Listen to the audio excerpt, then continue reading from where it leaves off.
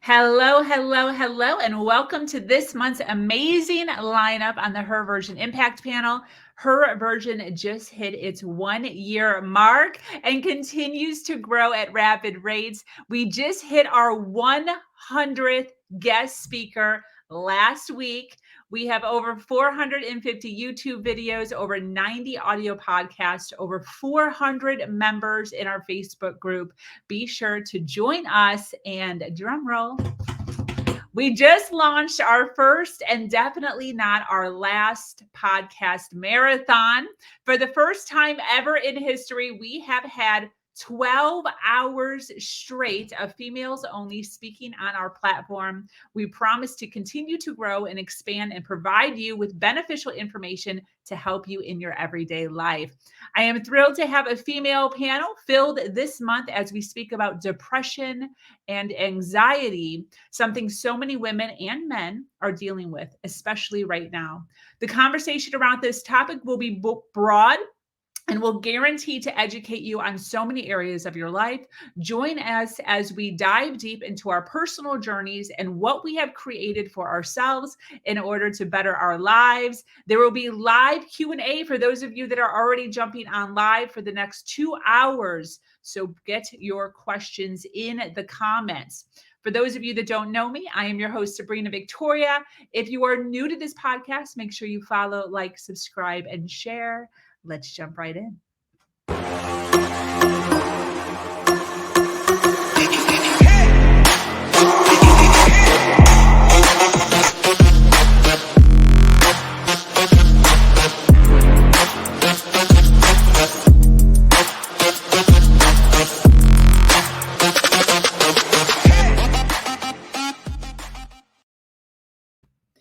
Generalized Anxiety Disorder, also known as GAD, affects 6.8 million adults, or 3.1% of the U.S. population, yet only 43.2% are receiving treatment.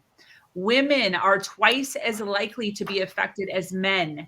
GAD often co-occurs with major depression. Are you tired of the depression and the anxiety that riddles your life? Not sure how to handle it? Tired of it ruling your life? Getting frustrated with the people in your life, not really understanding the real life struggles that are occurring during these episodes? Listen in as we talk candidly about our experiences and give real life examples of what we do to curb these feelings when they arise. If you are someone who deals with these struggles, be sure to listen in. If you know someone who deals with these struggles, be sure to share. We are here to help, inspire, and give hope through our own experiences and through our storytelling. Welcome, ladies. Hello, hello, hello. How is everybody? We have Miss Shelby Shepard, Miss Marie Martin, Renee Hill, Elizabeth Romslow, Emily Tassani, and Torie Brame. I would love the ladies to introduce themselves to you. I'm going to start with Emily. If you could tell us who you are, where you are from, what you do, and why you are speaking on this subject. Well, good morning, everyone. I'm in Helena, Montana, so it is bright and early, 7 a.m. And I'm really grateful to everyone who's on the panel today. I'm really grateful to everyone who's listening and to Sabrina for pulling us all together. So I own an e-commerce-based business where I teach women to grow an income through social selling with an international health and wellness business called Arbonne. And I'm super passionate about our products, our ingredient policy, the ethics of our company. But what I'm most passionate about is empowering women to create economic freedom and time flexibility through this business model and this company. And the reason that having this conversation about anxiety and depression is important to me is once we share our stories, especially as women, about how we personally have been impacted by what anxiety and depression looks like in our lives, we start to pull the veil back so that other women feel less alone in the fact that that is what they deal with as well. And I also think it's really important that in the real world of what anxiety and depression looks like, you don't always know that you are experiencing it until someone tells you, or until you receive a diagnosis, or until there's some sort of light bulb moment. So hopefully today we, in our discussion, we can give you some information that might be helpful for you or someone else in your life. So I'm really grateful to be here. I love that. Thanks, Emily. We have Marie. Hello, hello. My name is Marie Martin. I'm from Morgantown, West Virginia, and it is 9 a.m. here on the East Coast. And I am a certified Reiki master, a self-love coach, and a published author. So I just wanted to come on here and tell my story of my being in and out of depression over the last 16 years. This is just my experience and some of the experiences that maybe I've even had with some of my clients. Thank you. Love that. Thank you for Marie for being here. Torie. Hi, my name is Torie Brame. I am in Charleston, South Carolina. I have a YouTube channel where I talk about chronic illness and depression. And my day job, I'm a manager of a nonprofit center here in Charleston. And why I'm speaking about this subject, I just feel like depression is normalized. And while I do believe that there should be a lot of empathy, I just am such a strong advocate for getting out of it, finding the help you need, whatever that is for you, and actually changing your life around so you don't have to experience it, because this is your life and it's going to go by no matter how you're feeling. And so why not feel really good?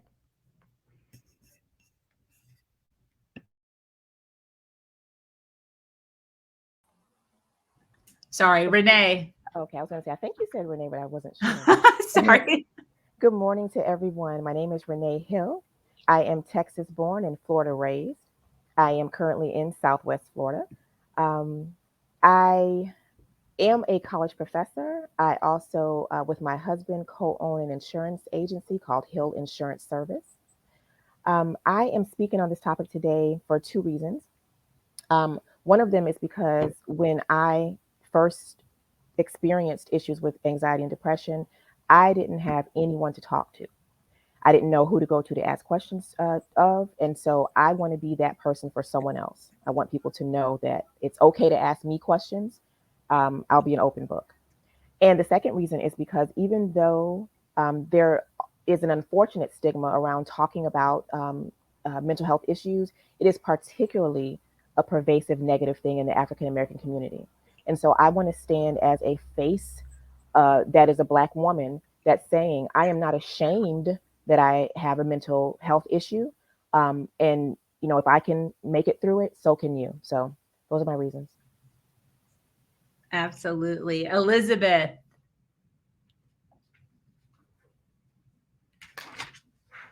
I could not find my mouse. Good morning, everyone. I am from Philadelphia originally, but I've spent the last 10 years or so of my life in Washington, D.C. And I am the founder of Tech Alchemy. I help women realize their dream of having an online business by birthing their brand with them, and then also guiding them through setting up all of the tech pieces required for their very first funnel, essentially. And we do that in using all of the technology. So I take all of the overwhelm out of that so that you can feel confident in showing up online. I am here because I've struggled with depression my whole life. I'm looking at 40 this year, and I think I was first treated when I was like 14. So I've been on meds. I've been off of meds. That was its own journey. A week before my 39th birthday, I was also diagnosed with ADHD, which shed a light on a lot of issues for me. And I also like to come at this from an angle of, you know, in a profoundly sick society, maybe depression is not such an abnormal response. So, Absolutely. yeah. Absolutely. And Miss Shelby. Hi, I'm Shelby. I'm from Wyoming, originally born and raised, and I'm actually in Denver, Colorado. I've been for about 13 years now. I'm a graphics manager and office manager for a theater and dance department at one of our local universities. But I am here to speak on depression and anxiety with chronic illness because I have been battling a lung disease for the last 8 years and am preparing for a double lung transplant. So obviously, I kind of have to get my head right and get ready for that life change. Absolutely. I so happy to have everyone here hanging out with us today on this subject. For those of you that are listening live and already jumping on, we appreciate you being here and supporting us. We can all use some perspective in this area. So I encourage you to share this podcast right now and comment where you are from. Also, this is an interactive forum, so feel free to comment or ask questions. You have place them in your comment section, whatever platform you are watching us on, and they will automatically pop up so we can, well, not automatically pop up, but they will possibly pop up depending on me. And so that we can answer them and give you advice based on our own journey. I would love to start off by just being open and honest with everyone here right now. So, and I'm just being real and I'm not trying to offend anybody, but pretty much my entire life up until about 2 years ago, I have always viewed anxiety and depression as kind of, I didn't really understand it at all. I did an eye roll. That's what that's how I will describe that, as an eye roll when people talk about anxiety and depression. And it wasn't until October 2020 when I snapped my leg in half going on a family walk that I went through all of the cycles of on and off crazy anxiety, crazy depression, and totally have a different outlook on it now. And it's crazy to say that I'm actually very grateful that I broke my leg just for that reason, to be able to truly understand what that feels like. And the, like, you can't pull yourself out of it. It's crazy.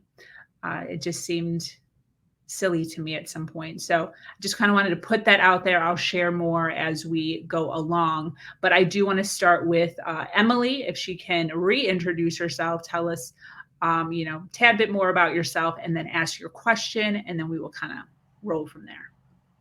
All right. Good morning, everyone. When I'm asked to tell more about myself, I never really know where to start.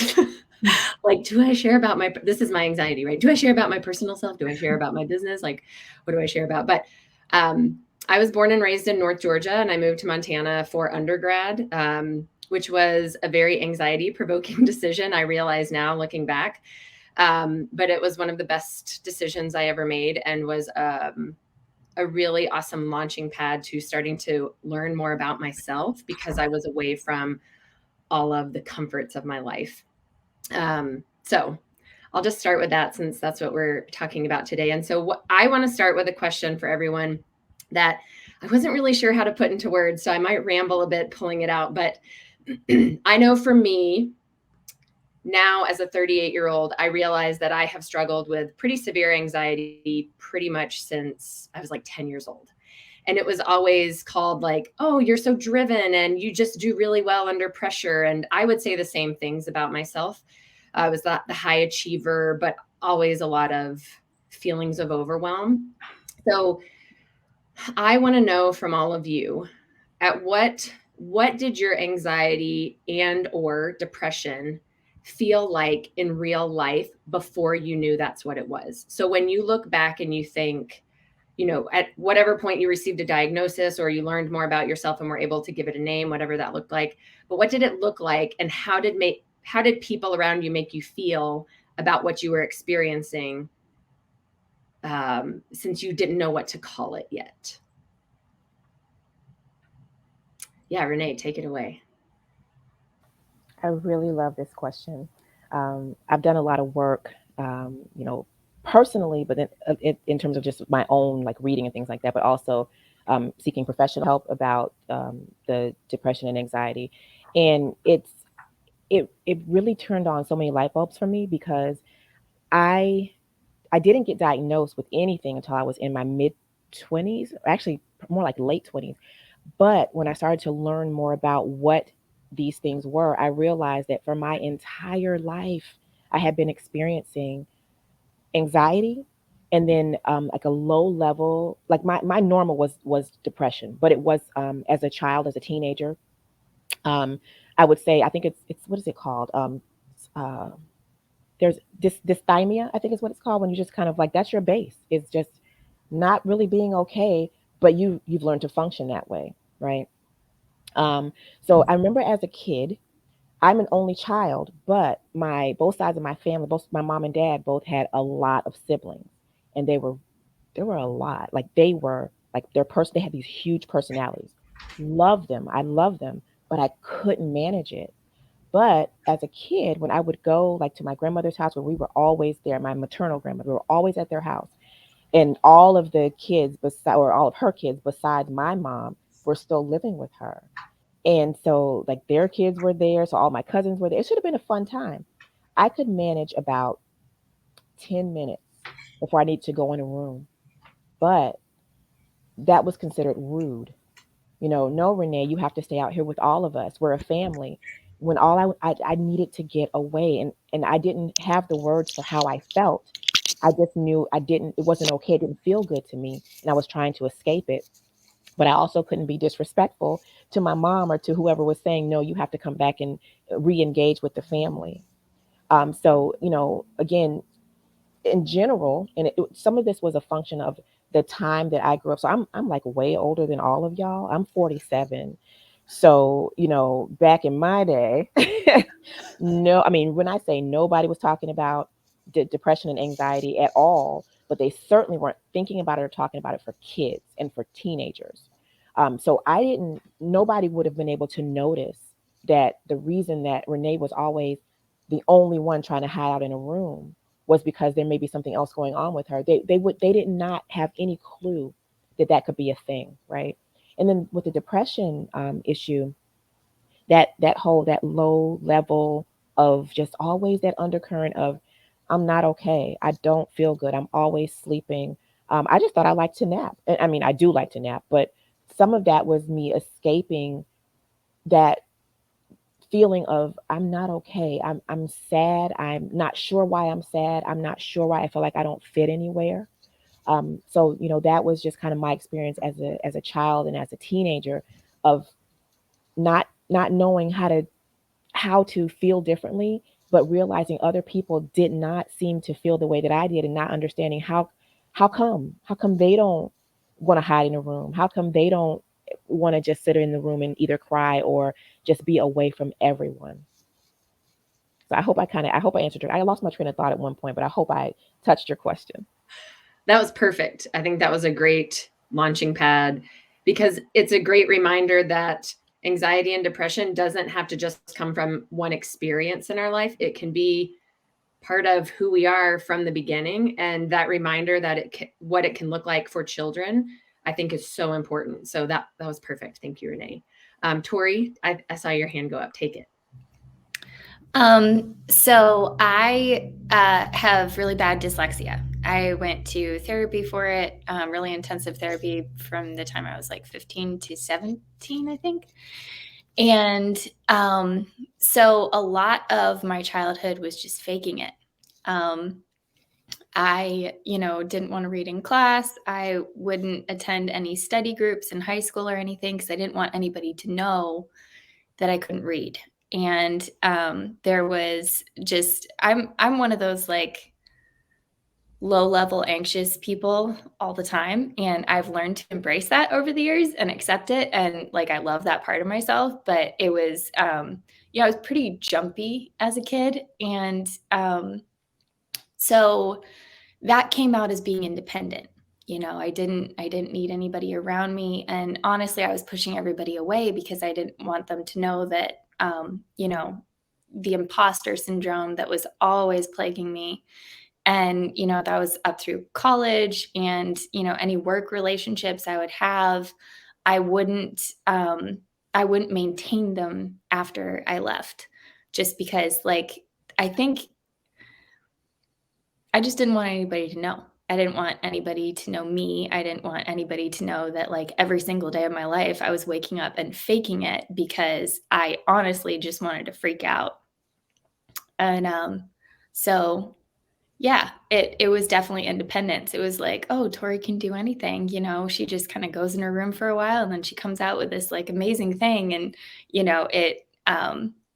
they weren't actually seeing the fact of how hard I was working and how much I didn't want anybody to see how hard I was working.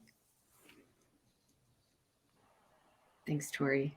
Thanks for sharing. Thanks for the vulnerability to share all of that, not just with us, but everyone who's watching as well. Yeah. Anybody else? Shelby? I definitely am one of those, like, kind of like Renee and Torie, where it's just always been there. I've always just been anxious, and it kind of turned into more of a people pleasing, and if everybody around me is good, then why don't I feel good sort of thing. So I constantly made sure everyone around me was good. And then it took a lot of self-reflection and the relationship with my fiance to self-reflect and be like, okay, why am I not good? How do I help myself? And then I can also help my friends around me. So I had to stop pouring from a half empty cup. Thank you. Yeah. Elizabeth. I guess, so I mentioned the ADHD, and I think that probably had a little bit to do with the manifestation of the depression. You probably already know that ADHD in girls shows up very, very different than it does for boys. And that's why it goes detected in us for so long. And for me, there was the hyperfocus, and there was definite perfectionism. And in that, I found, like, wow, if I do these things really well, then, like, I get praise. I'm an only child as well. So I was very surrounded by a lot of adults. So it was just always like a constant seeking of external validation. And I don't ever remember a time that I didn't have like a certain amount of like darkness or loneliness. I was teased pretty mercilessly as a kid. I really honestly don't know if I would have made it out of high school or middle school alive in the age of social media. I can't say that. It was pretty bad. And it reared its ugly head when I was about 14 and started exploring the route of self-harm through burning.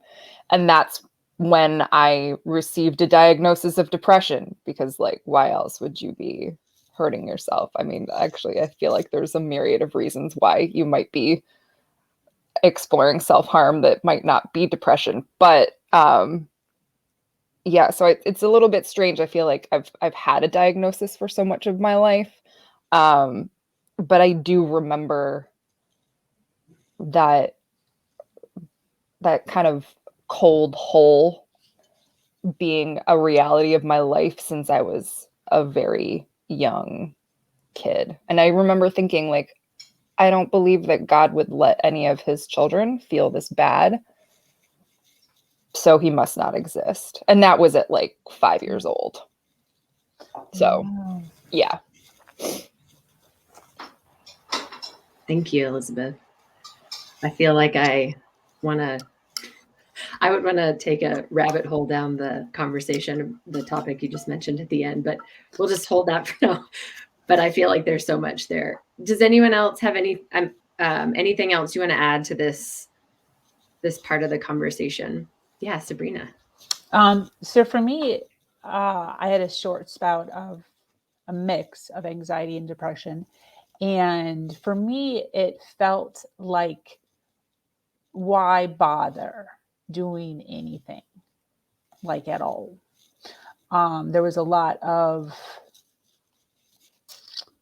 nothing really matters and no one cares, and the universe keeps shitting on me, so why even try? So there was a lot of crying. There was a lot of round and round in circles in my head of stopping and going and stopping and going and stopping and going, like with work, physically, health wise. So, when I look back, it was kind of an overall lull of sadness and why bother? That's the only word I can think of. Like, why bother even getting up? So I really appreciate that everyone's contributions, but I love that perspective for this conversation, because I think a lot of times when society talks about anxiety and depression, society thinks that it has to be really severe in order to be tended to, when in reality, those emotions that you just explained, if those are low-lying all the time, for those of us that, specifically if you deal with anxiety and depression long term, Yeah. that is so exhausting. Yeah. And to try and also build a life with carrying that and knowing that society is judging you, like, oh, well, if you just pull yourself out or start a new routine. And I'll just say briefly, I very much am a person that believes that you can change some of your mindset and circumstances with routine and habits, but that doesn't cure or take the place of the other forms of care, whether that be medication or therapy or what have you, for what anxiety and depression look like. And I think having this conversation is really important to remind everyone that you don't have to be at the end of your rope with anxiety and depression to be paid attention to. So I really appreciate everyone's contributions to that question. Marie, I think I'm passing the floor to you. I do want to insert something here. Elizabeth just commented the word erosion. Can you expand on that just for a little bit before we go to Marie? Yeah, I just, as you were talking about how, it doesn't have to be this huge, severe thing, it doesn't have to be a suicide attempt in order to be tended to. But that daily, every single time every single time you wake up, the first question you answer to yourself is like, why bother? Like, that is exhausting. And like, how can you build a foundation when it is eroding in front of you? That's all. That erosion was the word that came to mind when you and Emily were talking. So, yeah. Thank you for that.